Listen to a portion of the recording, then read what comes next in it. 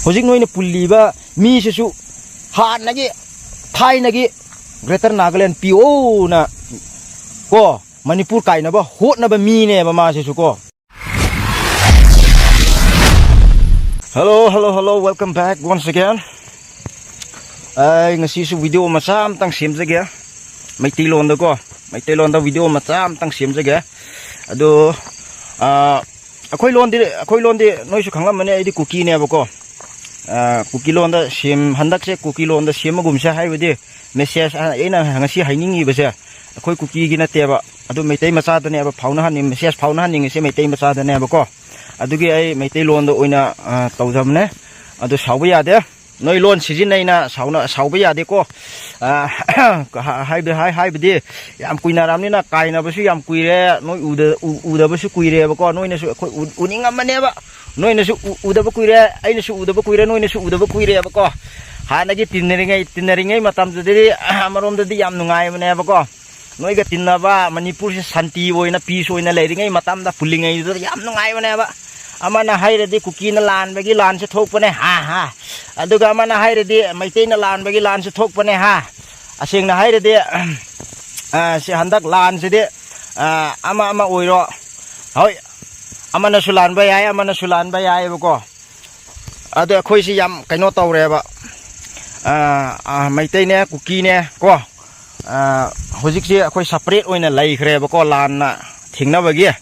separate oina lai khre ho yare khoi leire lan du leiram ni na khoi karakta lan sina khoi kaina khre ko adu irisu handak se akhoi na muk thingna ka dau se tangkul ga cookie muk thingna re ba ko hana di maitei ga cookie ga thingna ringai matam du da cookie na tangkul ni area haibadi moina sokol moina ming khakta da pan ba ko moi gi ming khakta da moi naga ne na palle ba ko moi singna di naga di oidam ne ba haibadi Nagaland mi ni su naga ne accept taw de ba ko ado moi di naga ne na dum hai hoi moi na koning badu ko jasanu haibadi moi di favor thim ni na ko haibadi ki bani na amada mu favor thiba amada mu favor thim ni na ko adu gum bade khoi di na te adui matam da maitei ga cookie yam kana khanari ngai sida noi na su area chatpa yaba ma phai loi chatpa yae ba ko hojik ti noi su chatpa yai haibadi noi na machin manau oiram ni na ko noi machin manau oiram ni noi chatning ma du chatpa yai hoi akhoi de khara di wai ba ko wai hai de maitei area da chatpa ya de tangkul area moi panba jaga da akhoi chatpa ya dre ba hojik ti ko sing na hai de hoi yadrasu kai bi de aduga ai ngasi haijaning abise maitei da haijaning se kaim tanatte noina si tangkun se machin macha khoi machin manau ne na matiang pange ba noina ko matiang yam kanna pange ba sing na haire de noi punsil le khoi machin manau ne kaina ba yaroi na Imphal da su rally chatna re adu kadai da no moi rally chatpa adu protest tawbugum ba noina su adum yawbi e ba ko hoi yaw horo noi na matiang pangminaro noi machin manau oibani na ko pangnaro haibdi singna hairdi machin manau haibisi de kaiba yaroi ne adu leiminna ga daw ne haibdi noi imung ama ta oibni na noi kaiba yaroi pulap leiminaro kaibi de adu aina hainingi sina ai video macha amitang thanam ge ba ko horen kon na ko noi machin manau oiram ni na leiminaro Imphal manungda aina haijaningi se horen last ta ko hojik te hoi cookie ga tangkun ga khatnam ne hojik se singnai de cookie ga tangkun se khatnam ne hana de maitei ga cookie khatnam ni na hoi noina su yaning oi cookie se mateng pang ba su yaning oi noina akhoi na su pango de haidam ni na ko mateng pang bio haidam ni na hoi amarom de tangkol de noi marak noi da la noi de changsil laga mateng pang bio hai bagi noina pang bana hai rusu adugi hin na noina machin manau ama oire na accept tawram ni na noi machin manau oire hojik te aina singna hai ge ba ko imung ama oirasu aduga icha oirasu kana oirasu hojikan de imung ama da lupa chamanga phawbe du su khatna ba yam ne noi khango ba ko lupa chamanga na su khat ba ya lupa tara du su khatna ba yam ne ba ko aduma di khango ba haibde moi su noi na machin manau ne da lotion la su lon su phawna de kana na su ya ning oi ba haibde hoi meitei lon da loi phawnai meitei lon du da phawna re yare noi na phawna ge haiba matam da kari lon da phawna no moi lon su noi na su khang ba su na te ha moina kabak mai ti lon do dum khang bagi noi phauna bo wa ne hoi phauna ro machin mana oi re aduga aina ngasi noi da haininge sina hoi accept to ro cookie se tan thok se noina haijari ba yam kanna haijari ba cookie se kaino ne refugee ne Burma da gi adu ne ada ne kadai dai gel noina ya adugum badu yam haye ba aduga Manipur de cookie se tan thok na ba yam kanna plan tawe ba noi ni punjil la ko hoi tawo ba yae ba ko hoi bade machin mana hoi be se pul la ga ya ba kai kari to ga ya bra kamai to ga ya bra dum no plan to sem ho ro ba semo ba ko kaim te khan bi de ko cookie se handak te lan ani lei re ba mai tai lan ne aduga tangkul lan ne ba ko lan ani mak se cookie na thengna ga dau ne ba adu oi resu cookie na cookie hai ba mi se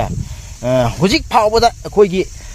imit phau ba se bling tau dre ba ko leng dre ba ma ye cookie gi saktam da cookie gi mik ta ki ba natraga adugum ba du leitri ba hojik phau ba da lan ani thekna resu ko adu noi de no aina haini ring se hoi noi pulle noi leimin na ro phan manung da ngai na leimin ro last ko sine point aina haining se last ko maitai se dosa ta ga ne ba maitai se dosa ta ga ne ba ko noi hujik noi na lori ba tangkun su seng na hai de noi na imung mane na loi na lausal la amni na ko na moi na imung ma oi su na naw nu pa yum pan ba da ma pan ba da ma gi pan phom yum phom pi dro pi mane ba ko yum phom pi ba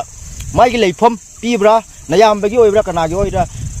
du yum phom pi dro last de noi na tali ba mi sina noi na mat noi gi mateng pang ho ne ba han na dro anda khoi lan lei ba wa ne han di Manipur se kai ba gi phom lai ba ne ba Manipur se seng na hai de cookie na kaya rak mateng pang bi bro NSCM IM gi leader muiwa ma Nagaland de gi lak pa matam da chahi budi kaw khre ba ko am han oidri bani na adugi matam da yam angang oidri ba ko adugi matam da muiwa na hairi se ai Manipur hek la ga ai na khung da net pa jaga ma pham natraga ai na khung ba net pa ma pham jaga loi ga Greater Nagaland oi ga daw ne mana haidra hai bane kari chahi budi ai kaw khre ba adu matam chahi du kaw re ba ina adui matam da kana na mateng pang bi sing na hai re de ha adui matam da cookie ne mateng pang bi bu ayam ba da cookie ne kai na noi na ba akhoi na kaino phau ba da sanapati ne mau ne ka kai da no asli pa ga muiwa chang ba ya roi du tau ba ya roi tauraga cookie ma sana matem yam pang bi ne ba Manipur se kai ba ya roi na cookie ma sana le pa ga noi gi damak ta le pa ga frontline da leibo ne ba aduga last noi na lan se tau sala ga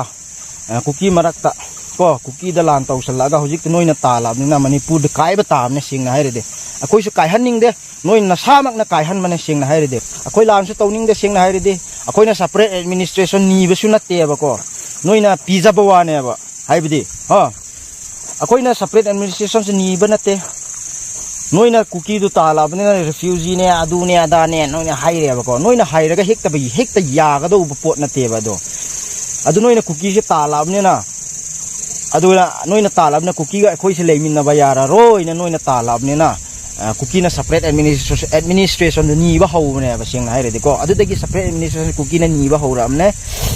adu ne akhoi gi kaino do lan do adu to se ko adu di noi na su loi khangam mani ai su khange noi su khange ba ko adu di to se hojik noi ne pulli ba mi se su